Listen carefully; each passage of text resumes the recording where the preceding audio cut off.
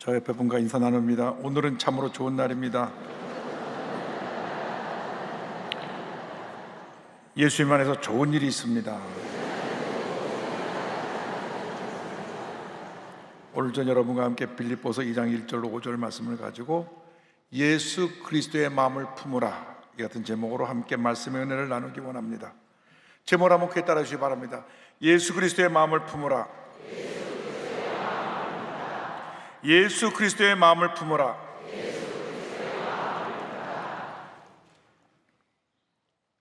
일생을 살아가면서 가장 큰 싸움은 이 마음 깊은 곳에서 일어납니다. 마음 속에서 품는 생각이 그의 삶을 움직이기 때문입니다. 좋은 생각을 품으면 그 사람은 좋은 사람이 되고, 나쁜 생각을 품으면 그는 나쁜 사람이 됩니다. 1990년대 한국 사회를 떠들어가게 했던 지존파 사건을 기억하는 분들이 계실 겁니다. 폭력 조직두목 김기환이 20대 청년 7명 함께 1993년 7월부터 94년 9월까지 5명을 연쇄살인한 사건입니다. 모두들 결손가정, 가난한 환경에서 자라나서 그 마음속에 부유층에 대한 증오심이 가득했습니다. 그래서 부유층은 다 나쁜 사람들이다, 그들이 가진 것을 다 뺏고 다 죽여야 한다, 그 생각을 갖고 그 생각을 행동으로 옮겨서 희대살인마가 되었습니다. 사람들을 납치해 죽이고 시체를 불태우고 또 그 시신을 먹기까지 했습니다. 그들의 생각 속에 마귀가 부정적인 생각을 집어넣으니까 이 악한 생각이 흉악한 범죄를 저지르게 만들었고, 결국 그들의 삶을 파멸로 이끌었습니다. 모두가 다 사형 선고를 받고 형장이 있어로 사라졌습니다마는 그만큼 생각이 그 삶을 좌우하는 것입니다. 우리의 생각이 바뀌어야 됩니다. 생각이 바뀌면 그 삶이 바뀌게 되는 것입니다. 우리 예수를 믿고 나서 우리의 생각이 긍정적인 생각으로 바뀌어야 되는 것입니다. 절대 긍정, 절대감으로 채워나가면 우리의 인생이 바뀌어지고 우리 삶 속에 하나님의 은혜와 복이 넘쳐나게 되는 것입니다. 이 생활 살아가면서 가장 큰 기쁨은 예수 믿고 주님이 주시는 그 은혜 가운데 사는 그 기쁨인 것입니다. 예수를 믿고 우리가 하나님의 자녀가 되는 우리들은 이 세상을 변화시켜 나가며 이 세상을 아름다운 사랑의 공동체로 만들어 가야 되는 것입니다. 우리가 주님 안에서 하나 되는 사랑의 공동체를 만들 때 이 세상이 행복한 세상으로 바뀌게 될 것입니다. 사랑의 공동체를 이루기 위해서 사도 바울이 빌립보 교회에 권면한 내용이 나옵니다. 빌립보 2장 1절 2절입니다. 그러므로 그리스도 안에 무슨 권면이나 사랑에 무슨 위로나 성령의 무슨 교제나 긍휼이나 자비가 있거든 마음을 같이하여 같은 사랑을 가지고 뜻을 합하며 한 마음을 품어 서로 권면하여 서로에게 힘과 용기를 주라. 그리고 사랑으로 위로해서 상처 입고 낙심한 자들을 일으켜 세워주라.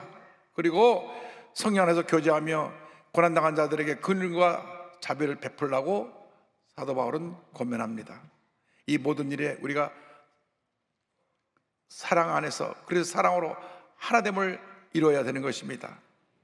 십자가는 하나님 사랑과 이웃 사랑의 결합입니다. 위로부터 아래까지 내려온 이 수익선은 하나님의 사랑을, 하나님과 나와의 관계, 하나님의 사랑을 타고 있고, 옆으로 뻗은 수평선은 나와 이웃 간의 관계, 그 사랑을 의미합니다.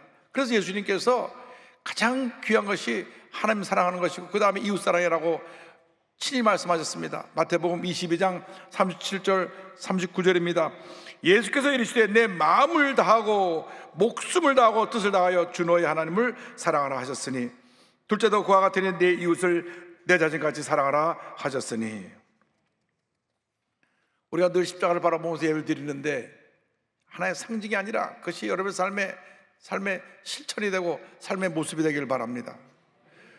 그리스도 안에서 사랑으로 하나 되어야 되는 것입니다. 분열과 다툼, 미움, 갈등, 대립, 이 모든 것은 마귀 역사입니다. 악한 원수 마귀가 우리 인류 조상 아담과 하와를 죄짓고 타락하게 해서 하나님과 분리되게 만들었습니다. 그래서 인류 가운데 죄가 뿌리를 내리게 되었는데, 아담과 하와에 태어난 첫자들 가인의 마음속에 동생에 대한 미움을 집어넣어갖고 동생을 쳐 죽이게 만들었습니다. 인류 최초의 살인자가 된 것입니다. 그 이후 인류의 마음 가운데 죄가 뿌리를 내려서 온갖 부정적인 마음, 불신이 넘쳐나서 서로 나누어지고 다투고 미워하고 싸게 만들었습니다. 인류 역사를 기록한 3,500년의 역사 가운데 전쟁이 없었던 해는 268년, 약 7.8%에 불과한다고 윌드런트 박사가 말했습니다. 지금도 첫째 전쟁이 일어나고 있습니다.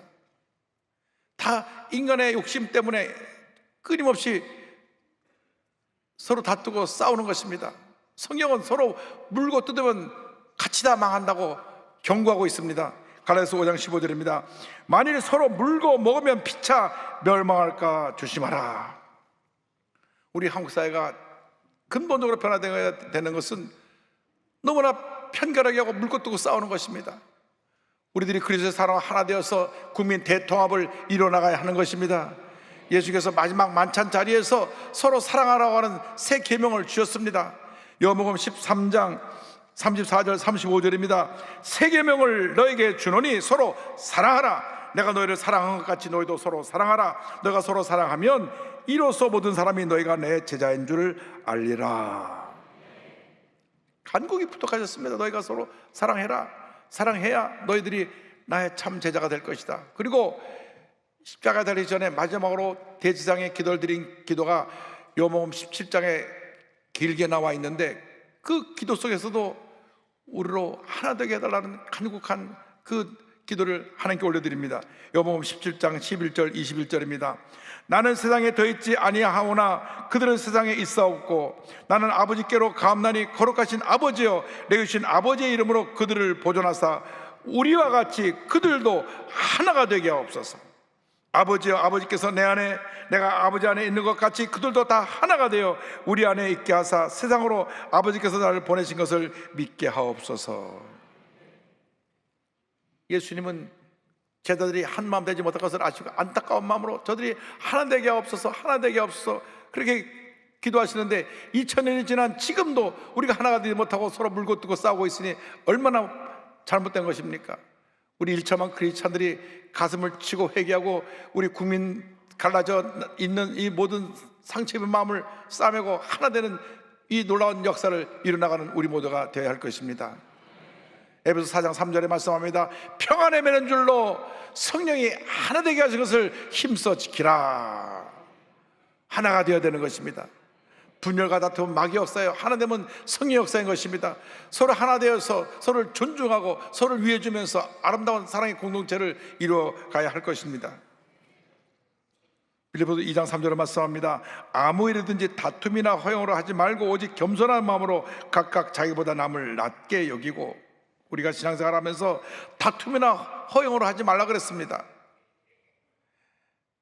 빌립보 교회 편지를 보내면서 빌립보 교회에 문제가 됐던 그 두 집사님의 갈등, 다툼이 소문이 나서 감옥 안에는 사도 바울에까지 소식이 들려와 그들에게 권면한 내용이 빌립보서 4장 2절에 나옵니다. 내가 유오디아를 권하고 순두개를 권하노니 주 안에서 같은 마음을 품으라. 유집사 순집사 싸우지 말고 하나가 되라. 성경은 말한 것입니다. 서로 다투지 않으려면 내가 내 주장만 하지 말고 상대편의 이야기를 잘 들어줘야 됩니다. 상대편의 입장이 되어서 그 사람의 이야기를 들으면 서로가 대화가 되는 것입니다. 일방적으로 내 얘기만 하면 대화가 안 됩니다. 상담학의 기본은 상담자 얘기를 잘 들어주는 데서 시작됩니다. 상담하러 온 사람이 얘기도 몇 개 얼마 하기 전에 그 얘기를 멈추게 하고 얘기를 해버리면 상담자가 마음의 문을 닫아버리고 더 이상 얘기를 안 합니다.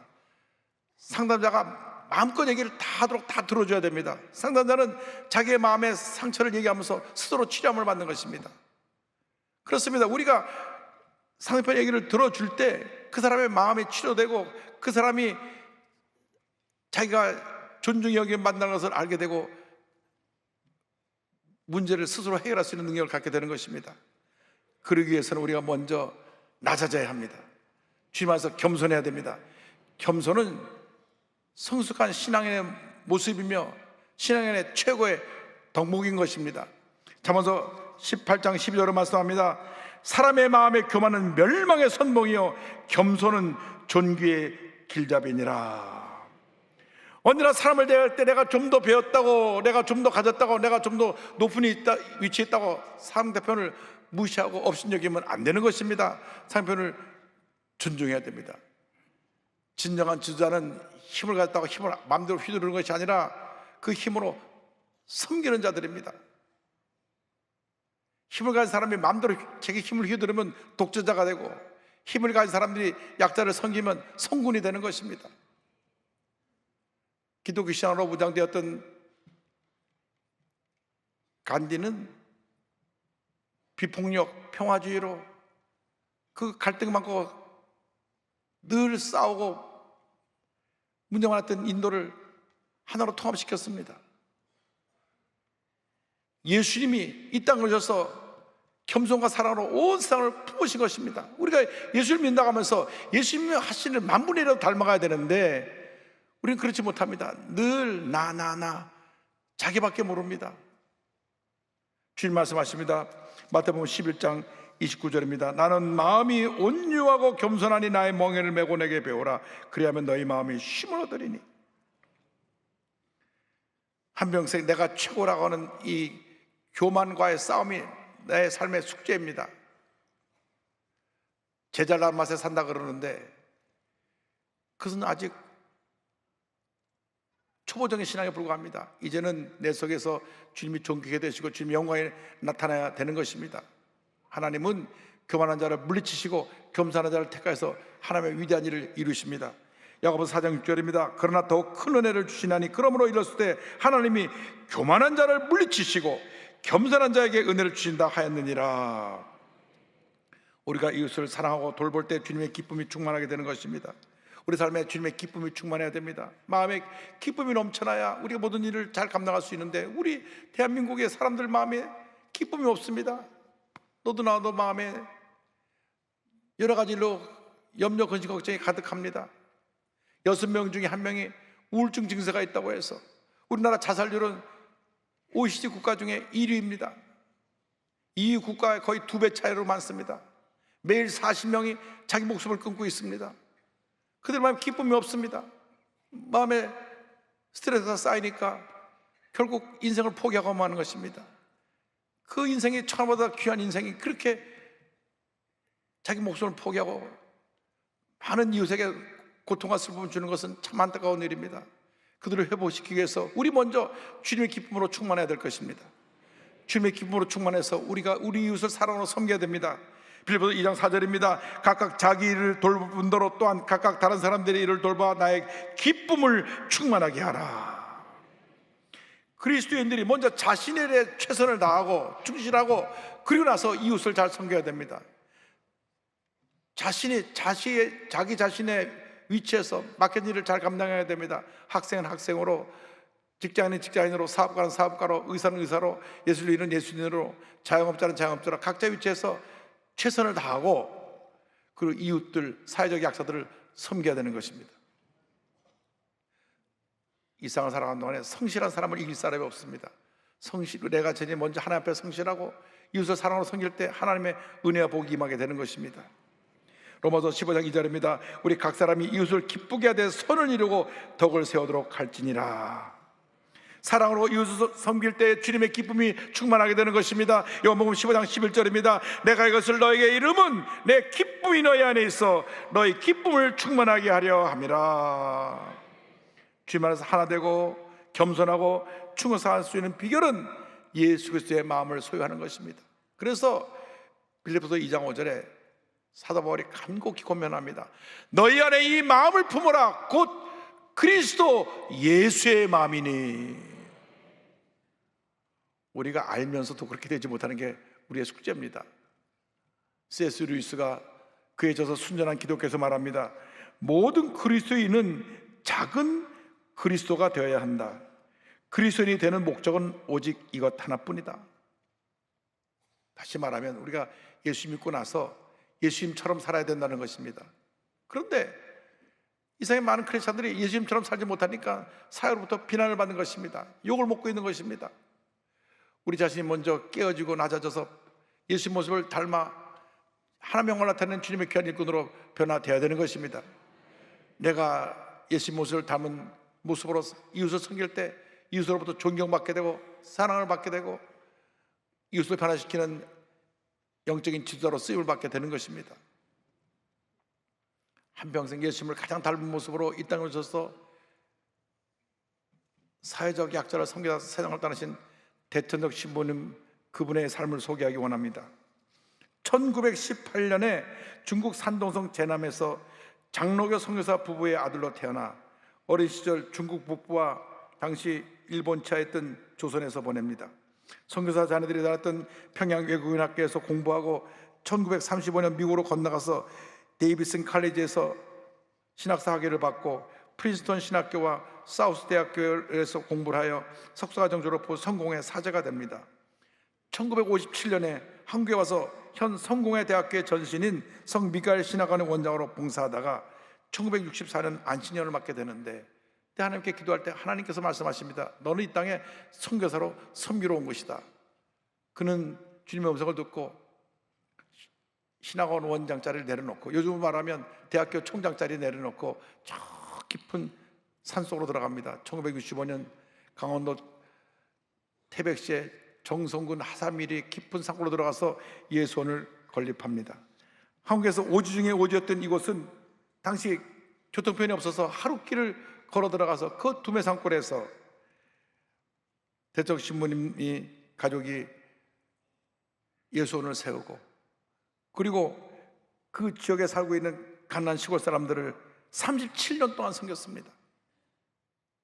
그 당시 이런 일도 있었습니다. 그 시골 동네 의사 자격증이 없는 한 돌팔이 의사가 아픈 사람들만 오면 치료를 보고 했는데, 그 시골에 산모가 아이를 낳다가 다리가 먼저 나왔어요. 머리가 먼저 나야 되는 건 잘 아시죠?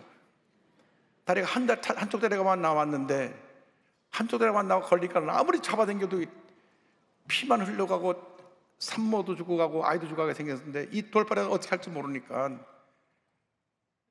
아무리 애써도 아이가 빠져나오지 않으니, 그래서 아이가 거기서 죽었어요. 죽은 아이를 끊어내고 산모도 피를 막 흘리는데, 그 소식을 듣고 예수원에 있던 조병호 선생님 뛰어내려와서 그 산모를 업고 밤새 황지읍까지 달려가서 산모는 겨우 살려내고 일하는 곳이었습니다. 이러한 곳에서 대전적 신부님은 시골 사람들을 정말 사랑으로 섬겼습니다.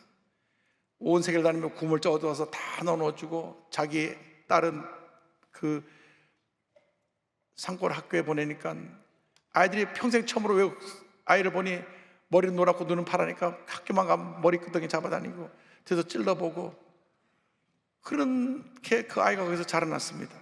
제가 1977년도 그곳을 방문할 때도 딱 버스가 하루에 한 번밖에 없어요. 황지역에서 아침 버스를 타고 가는데 오후에 버스를 타면 중간에 내려야 됩니다. 일주일 동안 그곳에 머물면서 그 대통령 신부님의 그 온유와 겸손, 성귀의 모습을 보았습니다. 본인 가지고 온 거 다 나누어주고, 본인은 남루한 작업복 하나고 신부복만 입고, 그리고 하루에 3번씩 기도 시간을 갔는데, 기도 시간에 키가 거의 2m나 된 그 서양분이 무릎을 꿇고 기도하는데, 무릎을 꿇기 쉽지 않잖아요. 무릎을 꿇고 우정하게 기도하는데, 어느 날 제가 그 뒤에서 무릎 꿇고 기도하는데 보니까 신부님 양말에 크게 구멍이 나 있더라고요. 본인은 가진 거 다 나눠서 구멍 난 양말을 신고 있는 그 모습을 보면서 눈물이 났습니다. 근데 그 산골짜기에 전기가 안 들어오니까 그 신부님이 자갈발전기를 구해다가 자갈발전기를 밤에 돌려서 이렇게 불이 들어왔는데, 어느 날 그 자갈발전기가 있는 그 구호품 창고에서 불이 났습니다. 자가발전기가 과열돼 갖고 그에 걸렸던 코트가 불이 붙어 갖고 그 구호품에 있는 이 창고가 싹 불이 나버려서 타고 말았습니다.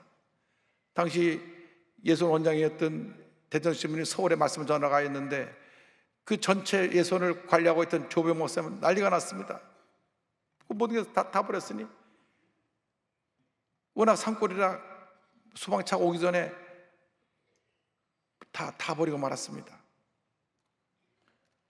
이제 다음날 대전신문이 오시는데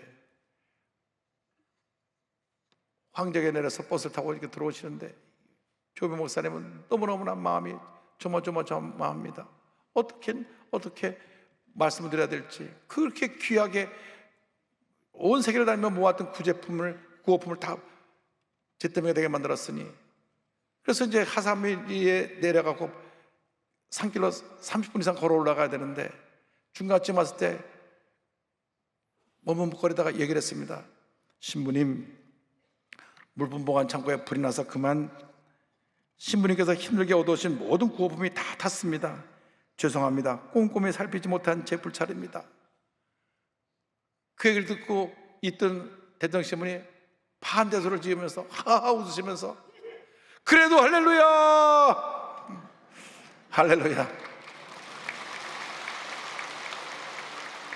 여러분, 보통 사람 같으면 조심하지, 그거 어떻게 해서 구해온 건데 내가 몇 년을 다니면서 구해온 걸 태웠냐고 쿠사를 주고 화를 낼 수도 있었을 텐데, 그래도 할렐루야.